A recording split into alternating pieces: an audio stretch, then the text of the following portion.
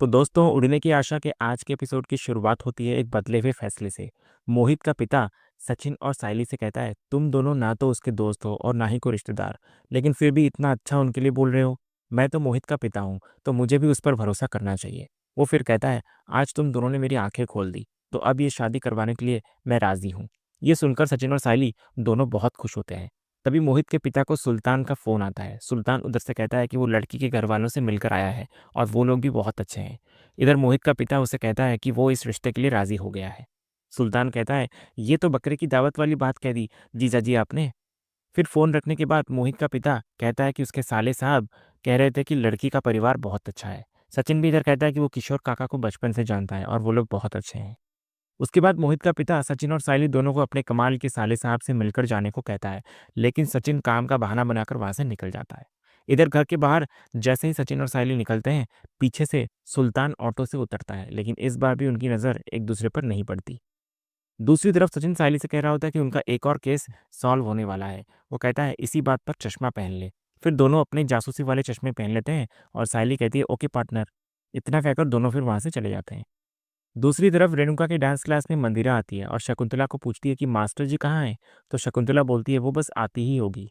तभी उसके बाद मंदिरा रेणुका के जख्मों पर नमक छिड़कना शुरू कर देती है। वो कहती है, मुझे ऐसा लगता था कि मास्टर जी की अपने घर में चलती है, लेकिन शायद मैं गलत थी। वो फिर कहती है कि रेणुका उस पिद्दी जैसी साइली को रोक नहीं सकी, जिसने न सिर्फ घर बैठे बैठे अपना ऑर्डर पूरा कर लिया, बल्कि वीके वाले केस में फेमस भी हो गई। वो कहती है, मास्टर जी ना बस बड़ी बड़ी बातें करती हैं। और फिर वो कहती है कि अब वो यहाँ आना बंद कर देगी और अपनी एडवांस फीस भी वापस ले लेगी। तभी उतने में रेणुका वहां आ जाती है और ये सब बातें सुन लेती है। इधर मंदिरा भी जब रेणुका को देखती है, तो वो भी अपना बिहेवियर चेंज कर लेती है। जो कल तक उसे मास्टर जी कहते हुए नहीं थकती थी, आज उसके सामने अकड़कर पैर पसार कर बैठी हुई होती है। तभी रेणुका ये देखकर शकुंतला के साथ पानी पीने के बहाने अंदर चली जाती है और कहती है, देखा कितनी अकड़ है उसमें।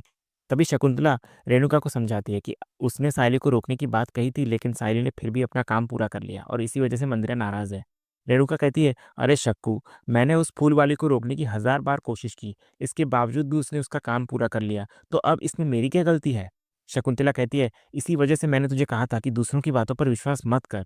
वो कहती है कि बेचारी सायली परेशान हुई और अब ये मंदिरा अपना असली रंग दिखा रही है। तभी रेणुका कहती है, तू देख, मैं अभी उसको दिखाती हूँ। और दोनों फिर मंदिरा के पास आते हैं, लेकिन मंदिरा का रवैया अब भी वही होता है, अकड़ और बेइज्जती से भरा हुआ। तभी दो स्टूडेंट्स आकर रेणुका को नमस्ते मास्टर जी कहते हैं। तो रेणुका उन्हें अभ्यास करने भेज देती है और कहती है कि वो थोड़ी देर में आ रही है। इधर रेणुका मंदिरा को भी अभ्यास करने को कहती है, लेकिन मंदिरा ताना मारते हुए कहती है कि ये तो सिर्फ एक डांस ही है, तो वो कभी भी सीख लेगी। फिर वो आगे कहती है, मुझे तो लगता था मास्टर जी कि आपके घर पर आपका जोर है, लेकिन मैं तो गलतफहमी का शिकार बन गई। तो इस पर रेणुका कहती है, उस दिन सायली ज्यादा शातिर निकली, तो इसमें उसकी क्या गलती है। तो मंदिरा कहती है, अब आप में कितनी क्षमता है वो देख लिया मैंने। वो फिर कहती है कि सायली उसे बदनाम करती रहेगी और वो सिर्फ मेरी क्या गलती है कहती रह जाएगी। इधर ये सुनकर रेणुका का गुस्सा फूट पड़ता है। वो कहती है, बस बहुत हो गया। फिर वो कहती है, रेणुका वही करती है जो उसका मन चाहता है, और मैं उस फूल वाले को उसका बिजनेस नहीं करने दूंगी, ये मेरे लिए एक चैलेंज होगा। तभी शकुंतला उसे रोकने की कोशिश करती है, लेकिन रेणुका कहती है कि उसने उस फूल वाली पर तरस खाकर गलती कर दी, लेकिन इस बार वो उसे घर बिठाकर ही मानेगी। इधर मंदिरा रेणुका को और भी उकसाती है। वो कहती है कि पहले सायली क्या थी और अब उसने क्या क्या नहीं हासिल कर लिया है। बड़े बड़े ऑर्डर्स, अच्छे लोगों के साथ उठना बैठना, और सनम जी जैसे स्टार की जान बचाकर जो वाह वाही कमाई है वो अलग। वो कहती है, आपकी बस की बात नहीं है मास्टर जी, वो आपके मुंह पर हंसकर चली जाएगी और आप कुछ भी नहीं कर पाओगे।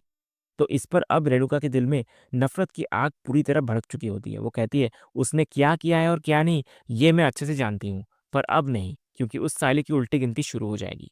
इतना कहकर रेणुका वहां से चली जाती है और इधर मंदिरा मन ही मन मुस्कुराती है, क्योंकि उसका उकसाने का काम पूरा जो हो गया होता है।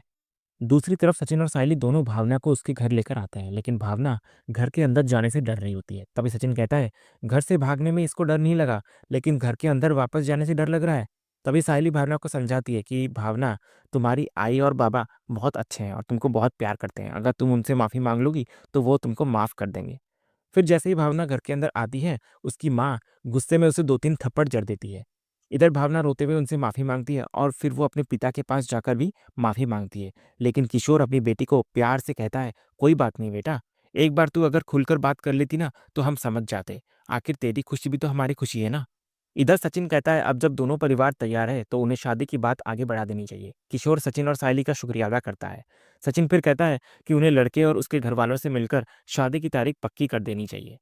फिर सचिन भावना को समझाता है कि भागकर उसने बहुत गलत किया और अब उसे अपने माँ बाप से बात करनी चाहिए और मोहित से हफ्ते में सिर्फ एक बार ही मिलना चाहिए। जब सायली इधर पूछती है कि ऐसा क्यों, तो सचिन कहता है शादी की बात करने के लिए कुछ बचना भी तो चाहिए ना सायली। उसके बाद किशोर सचिन से कहता है देख सचिन, भावना की शादी के हर फैसले में तुझे रहना ही है। आखिर तू भावना के बड़े भाई के जैसा है ना। ये सुनकर सचिन को वो दिन याद आता है जब परेश ने उसकी शादी भावना से करवाने की बात सोची थी। तो इधर सायली को भी ये बात पता होती है तो वो सचिन के मजे लेती है और किशोर को बोलती है बिल्कुल सही कहा काका आपने, सचिन बड़े भाई जैसा ही तो है ना, तो सारी तैयारी में हेल्प करेगा और हमेशा यहाँ रहेगा। तो सचिन भी इधर बोलता है हाँ रहेगा ना मैं, और भाई जैसा ही तो है मैं। इसके बाद सचिन और सायली वहां से निकल जाते हैं और इधर बाहर आने के बाद सचिन सायली को बोलता है क्या मजा आ गया सायली, सब लोग मान भी गए और अपना काम भी हो गया। तो दोनों फिर गाड़ी में बैठकर वहां से निकल जाते हैं और तभी उतने में पीछे से सुल्तान भावना के घर आता है। तो किशोर उनका स्वागत करके उनको घर के अंदर ले जाता है। अगले सीन में रात के वक्त किचन पर सायली खाना बना रही होती है लेकिन उसे लगातार छींक आ रही होती है। तभी वहां सचिन भी आता है और वो भी छींकने लग जाता है। दोनों को एहसास होता है कि मुंबई के अजीब मौसम के कारण उन्हें जुकाम हो गया है और नींबू पानी भी वो लोग पी लिए थे, इसलिए ऐसा हुआ है। फिर दोनों छींकते हुए हॉल में आते हैं। इधर रेणुका उन्हें देखकर चिल्लाती है ए कोरोना और वायरस, दूर रहो मुझसे। वो कहती है कि उन दोनों के कारण कहीं उसे न सर्दी लग जाए। तभी सचिन मजाक में कहता है कि क्या छींक कोई ट्रैफिक सिग्नल है जो रुक रुक कर चलेगी। इधर रेणुका कहती है कि सायली को औरतों की तरह छींकना चाहिए। उसकी छींक सुनकर तो उसे अपने चिंटिया मौसा की याद आ गई। तभी सचिन अपनी बीवी का बचाव करते हुए कहता है ये आदमी हो या औरत, छींक तो जोर से ही आती है। ये सब देखकर रिया हंसते हुए बाहर आती है और कहती है आप लोग रुक क्यों गए, कंटिन्यू करो ना। तभी रेणुका को भी जोर से छींक आ जाती है। सचिन उसे चिढ़ाते हुए कहता है अब कौन है कोरोना वायरस। रिया फिर हंसते हुए कहती है ये तो बहुत अच्छा हुआ। फिर वो हंसते हुए कहती है ब्लूटूथ डिवाइस सक्सेसफुली कनेक्टेड।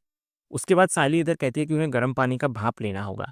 रिया पूछती है कि भाप को कैसे लेंगे, वो तो उड़ जाएगी। सायली उसे समझाती है कि भाप लेने से जुकाम में आराम मिलता है और फिर वो रिया से कहती है और तुमको भी कभी भाप की जरूरत पड़े तो मुझको बता देना, मैं तुमको सिखा दूंगी। तो रिया कहती है उसको ये सब की जरूरत नहीं है, वो कोल्ड का टैबलेट लेकर ठीक हो जाएगी। इतना कहकर वो वहां से चली जाती है। दूसरी तरफ रात के वक्त जब रेणुका अपने कमरे से बाहर आती है तो वो देखती है कि सचिन और सायली एक चादर ओढ़कर बैठे हुए होते हैं हॉल के बीचों बीच। सचिन कह रहा होता है शादी के बाद अपने को ऐसा मौका बहुत कम मिलता है सायली। तो ये सुनकर रेणुका को गलतफहमी हो जाती है और वो जाकर लाइट ऑन कर देती है, लेकिन सचिन और सायली तो सिर्फ जुकाम के लिए भाप ले रहे होते हैं। तभी रेणुका उन्हें डांटते हुए कहती है इससे अच्छा दवाई ले लेते ना, इसकी क्या जरूरत थी। और ऐसे बीचों बीच कौन करता है ये सब, वो भी हॉल के बीचों बीच, आने जाने वाले लोगों को क्या लगेगा। सचिन कहता है आने जाने वाले लोग मतलब हम लोग क्या यहाँ रेलवे स्टेशन में हैं, अपने घर में ही तो है ना। वो फिर मजाक में कहता है कि उन्हें बर्तन से भाप लेने की जरूरत ही नहीं, वो रेणुका के पास खड़े हो जाएंगे तो अपने आप सर्दी सारी निकल जाएगी, क्योंकि वो तो खुद ज्वालामुखी की तरह गर्म है। तो इस पर रेणुका गुस्सा करती है और वहां से चली जाती है। और इधर सायली सचिन से कहती है कि काकू सही कह रही है। लेकिन तभी वहां तेजस आता है और उसका पैर भाप वाले बर्तन पर लग जाता है। वो जोर जोर से चिल्लाने लगता है पैर जल गया मेरा, पैर जल गया मेरा, और अपना पैर पकड़कर रोने का नाटक करने लगता है। लेकिन ज्यादा कुछ हुआ नहीं होता है। उसकी आवाज सुनकर घर के सारे लोग बाहर आ जाते हैं।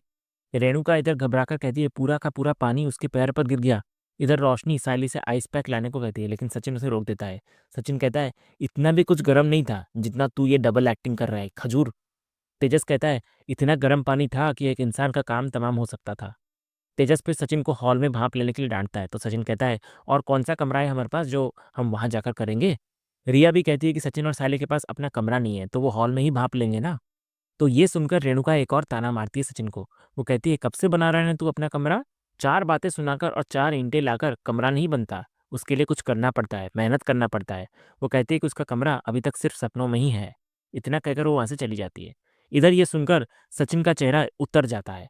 आकाश भी तेजस को कहता है कि वो ओवर एक्टिंग कर रहा है और फिर सब लोग अपने अपने कमरे में चले जाते हैं। और इधर सचिन सायली से कहता है कि वो रेणुका की बातों को दिल पर ना ले और वो अपना कमरा जरूर बनाएंगे। सायली भी कहती है मुझे भी तुम पर पूरा भरोसा है सचिन।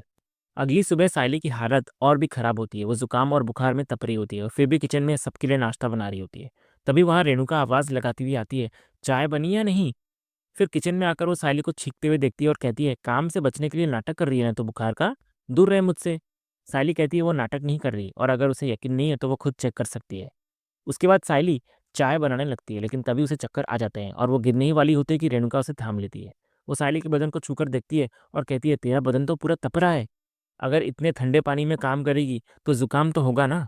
सायली कहती है कि घर का काम करना भी तो जरूरी है ना, वरना वो ही कहेगी कि वो नाटक कर रही है। ये सुनकर रेणुका का दिल शायद पहली बार पिघलता है। वो कहती है बस कर, एक काम कर, तू वहां जाकर बैठ जा, नहीं तो फालतू में तेरा पति मेरे से कलेश करेगा। और वो उसे आराम करने भेज देती है। अगले ही पल हम देखते हैं कि सायली बिस्तर पर आराम कर रही होती है और रेणुका इधर उसके लिए चाय बनाकर लाती है। सायली को अपनी आंखों पर यकीन नहीं होता। रेणुका कहती है ऐसे क्या देख रही है मुझे, लेना, अदरक मुलेठी वाली चाय है। सायली चाय ले लेती है और उसको धन्यवाद कहती है। और फिर वो मन ही मन में कहती है आज पहली बार काकू ने मुझसे एक माँ की तरह व्यवहार किया है। कृपा करना गणपति बापा कि सचिन और काकू के रिश्ते की खटास मिट जाए। तो इसी सीन के साथ ही आज का ये एपिसोड यहीं खत्म होता है। तो दोस्तों आज का ये वीडियो आपको कैसा लगा, कमेंट के माध्यम से हमें ज़रूर कहिएगा और कमेंट में हाइप करना भी मत भूलिएगा। और वीडियो को लाइक भी कीजिएगा, शेयर भी कीजिएगा और सब्सक्राइब करना तो बिल्कुल भी मत भूलिएगा, ताकि ऐसे ही रोज़ लेटेस्ट एपिसोड के अपडेट्स आप टेलीविजन से पहले पा सकें। तो मिलते हैं हम एक नए एपिसोड के रिव्यू में, तब तक के लिए नमस्कार।